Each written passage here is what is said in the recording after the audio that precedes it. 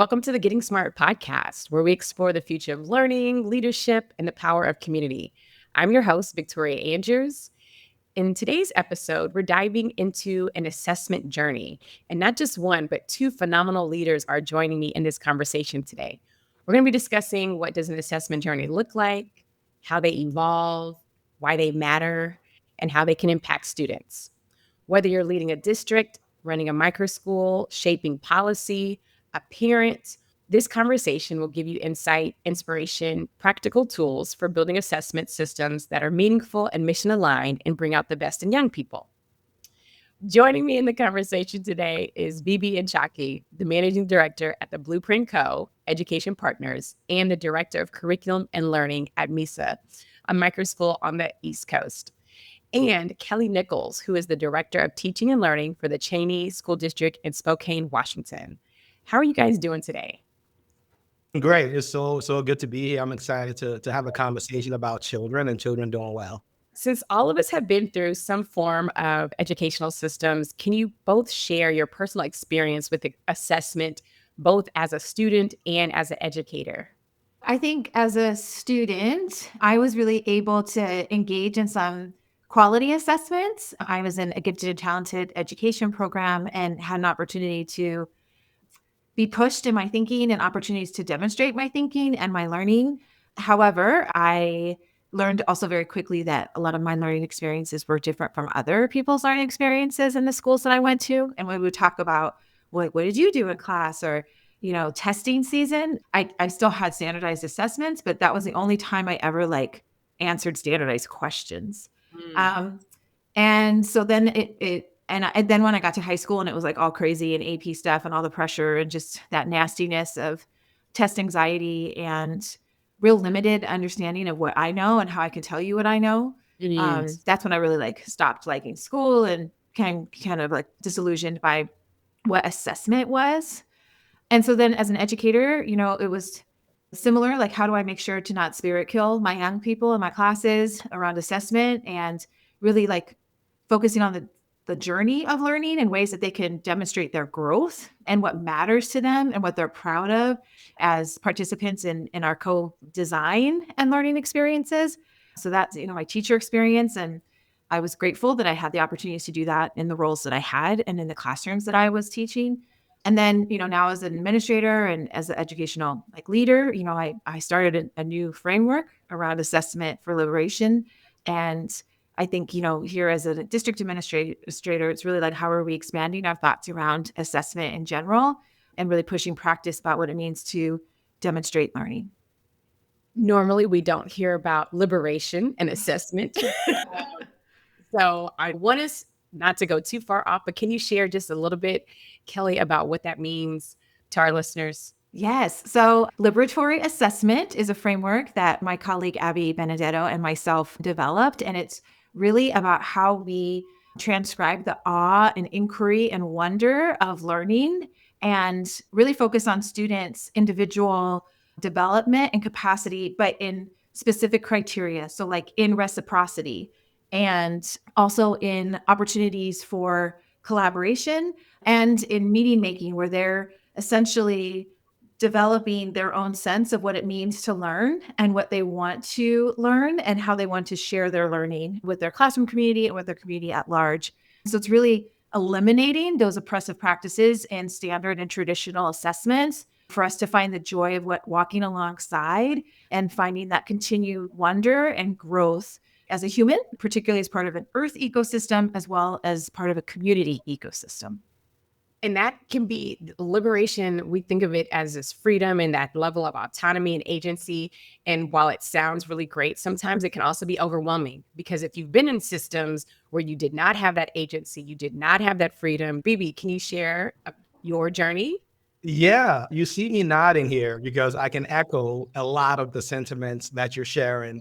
My assessment experience and journey is typical, right? And I say typical to say that I went to traditional public schools my whole life. So New York City public schools is where sort of I earned my bums. So my relationship to assessments was actually experiencing assessments as testing, right? And that's the other word that I experienced it as. And so if you ask me from K through 12 and as a public school student, what I know assessments to be. They're the thing you do to go to the next place, right? So assessments have always served as a key, right? As a gate that you can get through to get to the next thing. And so that is the foundation that really inspired me to ask the question of, so what happens, right? How's this one moment, the moment that like encapsulates and captures the quality of a human life? And so that just doesn't quite get it. And what I noticed from K through 12 is that those who do well with assessments get to take more assessments to reinforce that they do well. So it's like this self reinforcing piece. And those that don't do well with assessments, we sort of like create a different path for, right? And so when I started to become an educator and got into this work, my fundamental question was like, we have to change our relationship to assessments as a testing for if kids are and what kids should be to what can we learn about children, which is my current sort of framing, right? Assessment for learning, which isn't mine. I'm going to give credit where it's due. It's from Edmund Gordon, right? Founder of Head Start, who really talks about assessments as a way to improve instruction. Not as a way to determine what the kids are made of, right? But as a way to see what else kids need to know. And so that's my background, right? Public schools. And ultimately today, when I think about the work we're doing, right, we're using assessments as a way to better understand our children, which is a very different world from how they're used now and how they've been used historically. So much of what you and Kelly shared just was like, oh, yeah, I remember that station in my life, or I wasn't in GT classes, but considered they were like, oh, you're more ahead or more advanced or whatever. So you can take this assessment.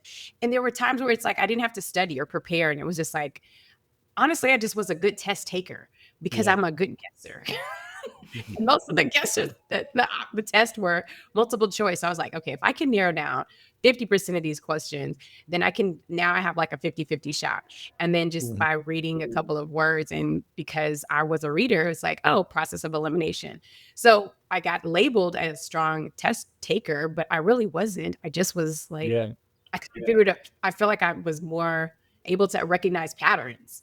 And that didn't really demonstrate my knowledge as much as just like I can see patterns, and I can still see patterns in like people and systems and things of that nature.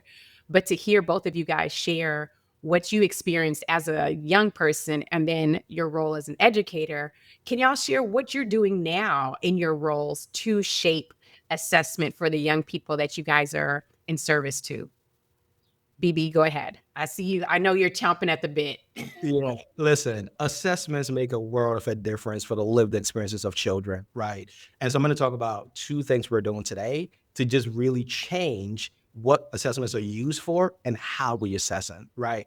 And so the first change is using assessments as purely right formative, right? To say like what's going on here, right? What can we learn? And so the first difference here is like, usually you take the test at the end of the year, right? And we see what we accomplished this year. We're taking that and saying, how do we expand the definition? And so it literally sounds like saying to children, what are you good at? Right? I'm assessing what you say you're good at. What are the things you want to learn? Right? And then the third most critical is like, how do you learn?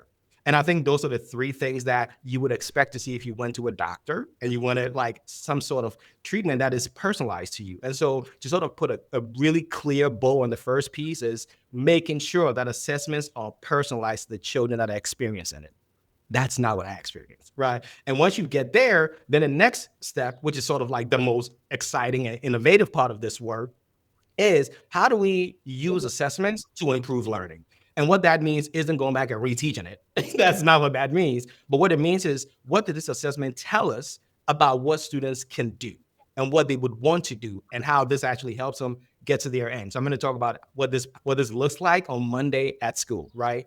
What this means is that every single sort of week, we begin the week by saying, what have students learned already, right? So going to the first principle, right? Assessments as learning about children, right? So it's really creating that what I call like the intake form. Like, all right, what's going on with BB this week? What can BB do? Because that's always changing. Like kids, literally, as we're talking right now, I'm a different person from the start of this conversation. And so we're sensitive to that to make sure that we're being responsive to that. And then the second, my favorite part, is to say, well, given the information we have, what are we doing differently? Not punitively, not correctively, not in terms of students like doing another thing, but say, all right, given what we know, how do we guide that learning, right? And so at Misa, that means personalized, individualized learning pathways. So you can sit next to another student, they can be working on science, and you could actually be doing a math problem. And down in that other seat could be a student who's actually working on art. And that's the nature of how learning happens. It happens as this sort of like complex matrix of things that are always going on. And we feel and we see that assessment is trying to simplify it to the one skill. And so we're really driving these two things. Number one, assessment is to gather information. And then number two, the Edmund Gordon sort of principle of assessments for learning with the goal to be learning, right? The goal isn't promotion. The goal isn't improvement, is learning. And I think those are two anchors that deeply guides my work. Oh, thank you.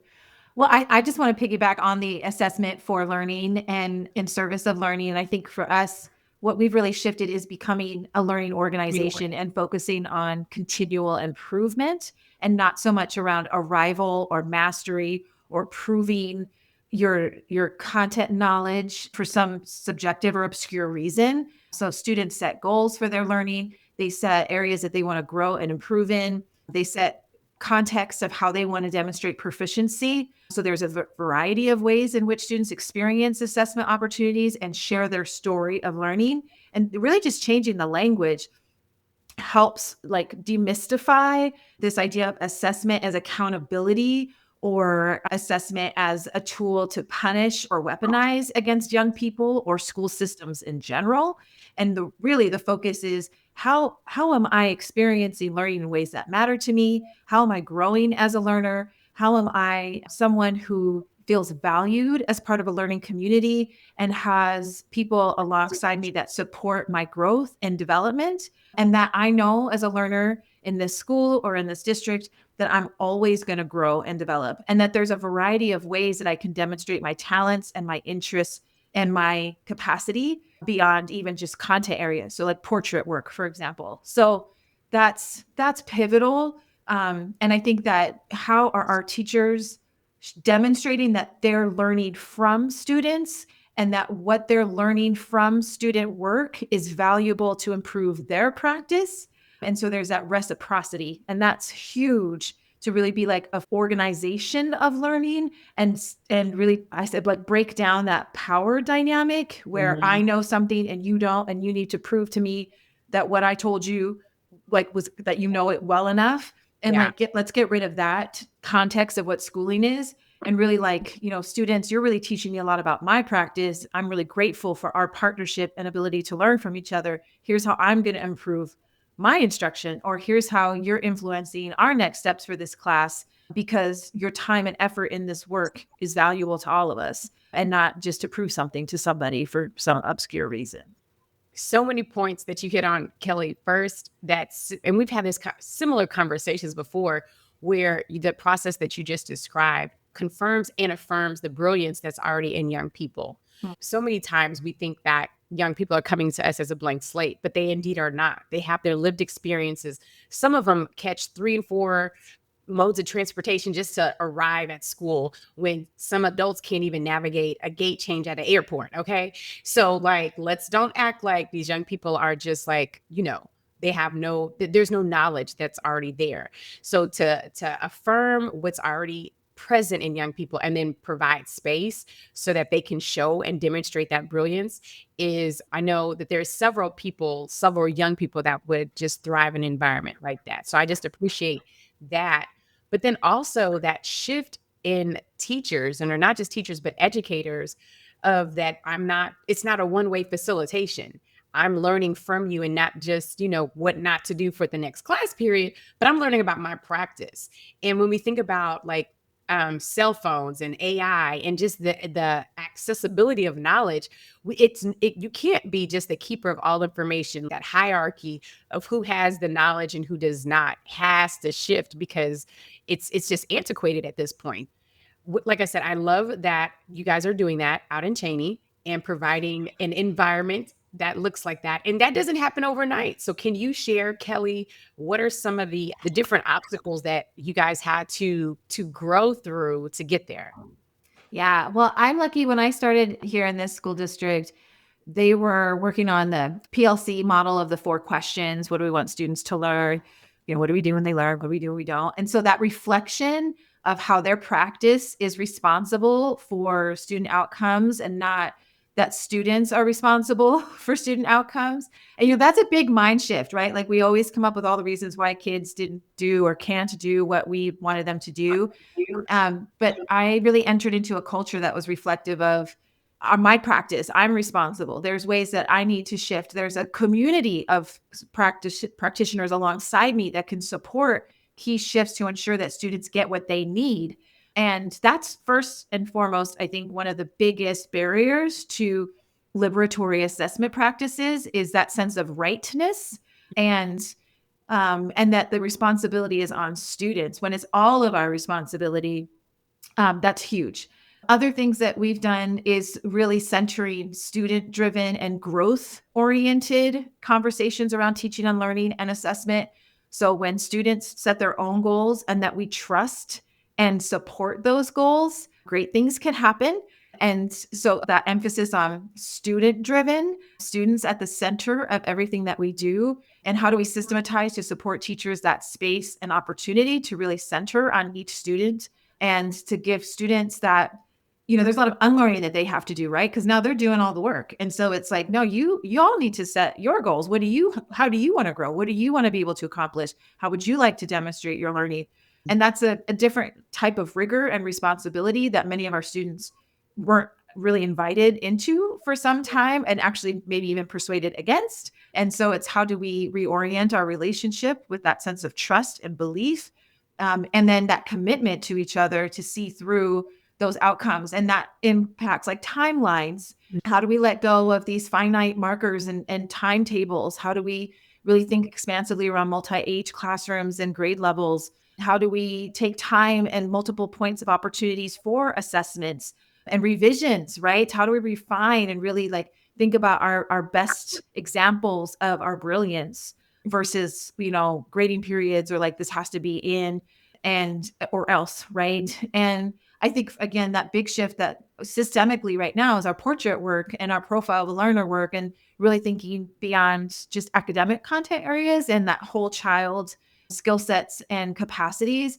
that also really make more explicit their impact as part of a learning community, but also the community at large and the future that's ahead for our young people. And how are we earnest in our development of an entire human being with this beautiful soul and brilliant mind, and how they're going to be good people and have a sense of purpose and value in a pretty complex and ever-changing environment. And how do they have that agency and confidence to speak their truth and know that what they do know and know how to find out when they don't know, and really building that trust in each other. And so those are like our big goals moving forward, because it's beyond, assessment in the sense of like showing learning. It's really about how am I going to really hold strong in everything that I do. And everything is a lot.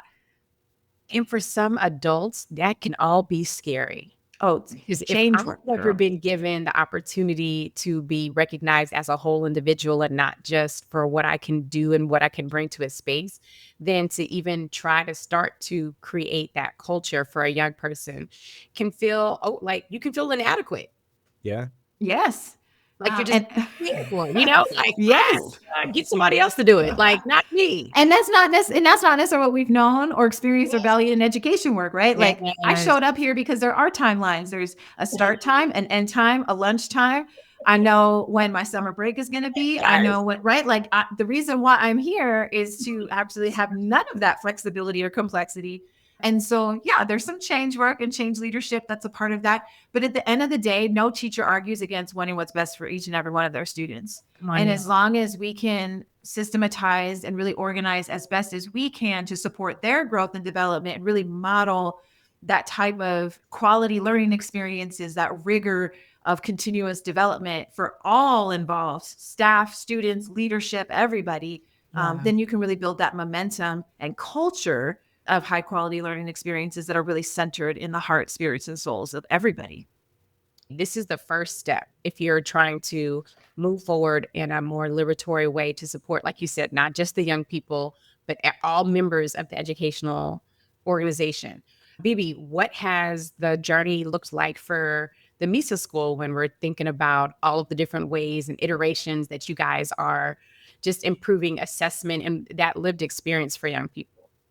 Yeah, as you were all saying, I'm like, yep, that's what we're doing, right? So there's some core principles that Misa fundamentally believes, right? So I'm gonna name some of it and give you examples so to illustrate what we're talking about. So the first is that assessments, right, should be epistemic, right? We should find out something, right? And the thing we're finding has to be things we don't already know, right? Sometimes we're like, hey, I know BB's a bad reader. Do you need to test me to do that? And so the first foundation is this idea of, Anytime.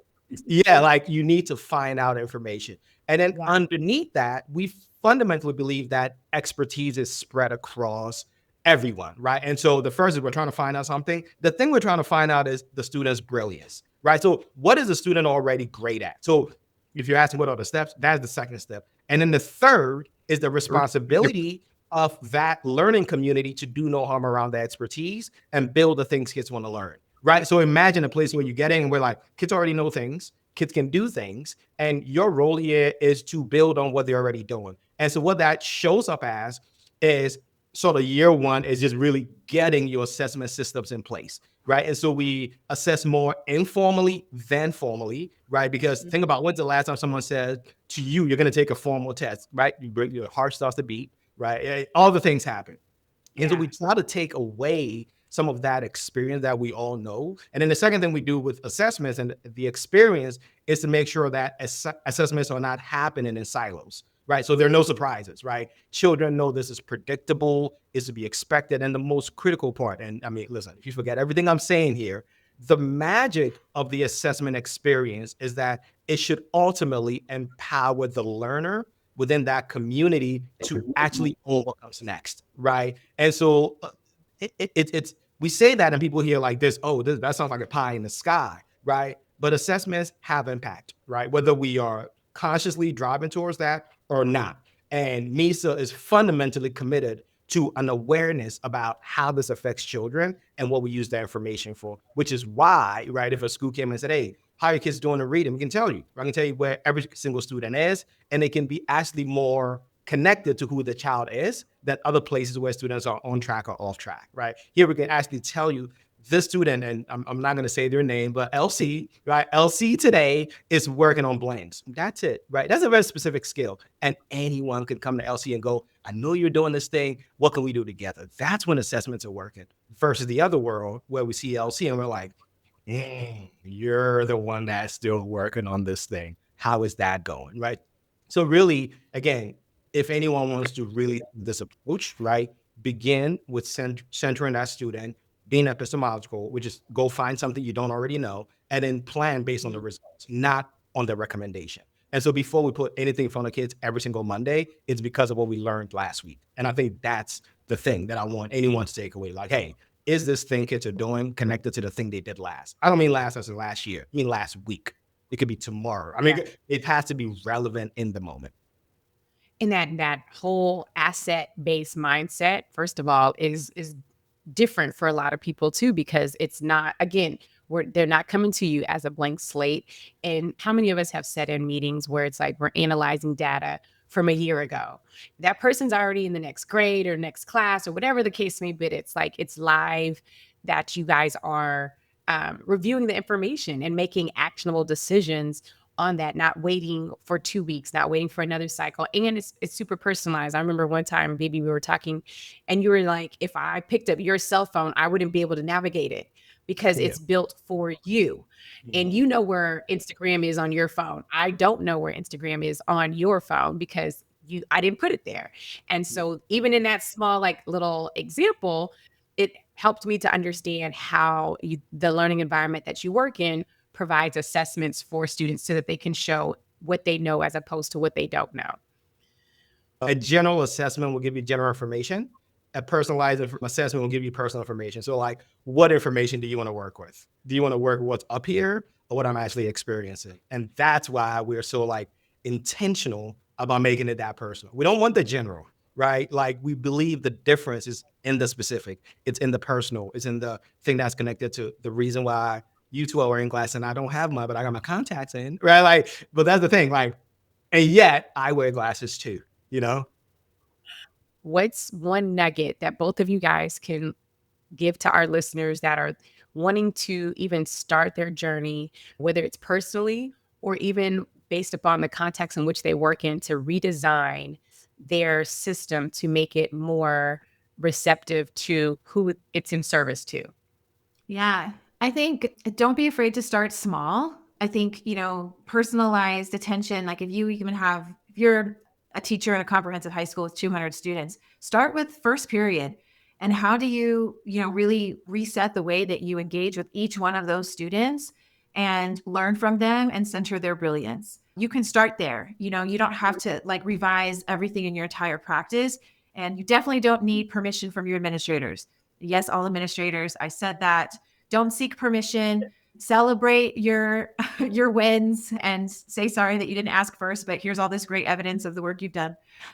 I think what's really important is to kind of humble yourself and open your heart to unlearning and letting go of what you might have been conformed to understand is right. The good news is there's like 150 years of evidence that the assessment practices that the majority of our schools subscribe to are unsuccessful at achieving any of the goals that they set out to do. And so doing something different is automatically better than what we've been doing before. And I think, really thinking about what's possible with the students in front of you, that precious time that you have with them. You like that question I always like, how are they better off from their time spent with you? And not that you are determining that they're better off, but that they can communicate to you how they feel that their lives are improved by the time spent in your learning environment. And if you don't feel confident about the answers of what your students are sharing with you, then that's your impetus for change. So, just to recap, take a page out of Kendrick Lamar's book, Be Humble. Sit all the way down. Be humble, learn and unlearn, and then just try a tiny experiment with a small group of, and when I say experiment, nothing crazy, but just try, just try something different that's a little bit more personalized, and then take that learning and apply it in another context. All right, BB, give us some gems for those that are No, beginning. Don't move a mountain, BB. Uncrunch them shoulders. Thank you, because I felt like you were about to give us something heavy. I'm going to go with the entry point. I think so. There are two things, right? To begin this process, my first, most critical point will be to design a user experience. That is to say, take the children in front of you and answer the question, what is their experiences coming to school and where do they want to go after school? It sounds generic and general enough, but start with understanding your students' user experience. That is the first version of the assessment, right? Which is to say, you're going to learn very quickly. Some kids come to school on the bus, some walk to school, and some come after eating breakfast. That already is information that should adjust how you start your days. So I'm using that as a cursory example for like really begin with a user experience of who's in your school. You don't need to do one for every single student, but you can come up with profiles, right? Like 4 or 5 that sort of represent the groups in your school. The second more difficult part is you got to get proximate, right? So which is to say, you got to get very, very close to working to ensure, right, that assessments have the end goal of learning. That part is the most difficult part, right? So let's say, for example, right, you did the first assessment I talked about. You come up with your user journeys. And then your next step, you're like, all right, and now we're adopting this curriculum. No. Now we're taking that and saying to children, given what I know about you, what do you need to be successful for reading? It's just like a mind shift around the principle. So the first principle is user journeys are really important. User experiences matter. The second is ensure that the goal of all the assessment is to learn about students and then come back to those children. If we do that, and when we do that, right, we lower the threshold that I experience around what assessment is and what it can be. And kids can begin to say, yeah, let's see what I've learned, right? That's what we want kids to say. Like, let's see what we can do. That's where, for me, I think people should keep as they go through this process. And thank you for not letting me give you the 50-page one. But yeah, start with those two. I think that is more than manageable. Like you said, just keeping that student centered and truly looking at it, the user experience. And that way you can truly make it more personal. And then allowing what informed you to determine what you're going to do next. So I Love that. I appreciate both of you guys for sharing those very actionable. If you know Kelly or BB, you know that they could go and give you a whole dissertation on how to redesign your assessment journey. And if you are looking forward to redesigning your assessment journey, please connect, reach out to both of them. They are eager to share their brilliance. And I appreciate them both for sharing about the assessment journey of where they are both located in the different learning environments. They are truly on both ends of the coast, but there's so much that overlaps in how they just approach young people and learning and the support, not just of young people, but of adults in those spaces as well. So thank you both for what you've shared. Thank you for your time. Thank you, listeners. And we hope and we look forward to talking to you soon. Thanks. Thanks for tuning in to the Getting Smart podcast today. We want this podcast to be actionable, insightful, and a great way to learn about what's next in learning. In order to stay on the cutting edge, we need people in the field to tell us what they're hearing, what they're wanting, and what they're needing to learn more about. Got a topic or a guest in mind? Send your recommendations to me, Mason at gettingsmart.com. And if you like what you're hearing, don't forget to leave a review in Apple Podcasts or subscribe wherever you listen. Feel free to share the podcast on social media using the hashtag GSPodcasts. Thanks so much.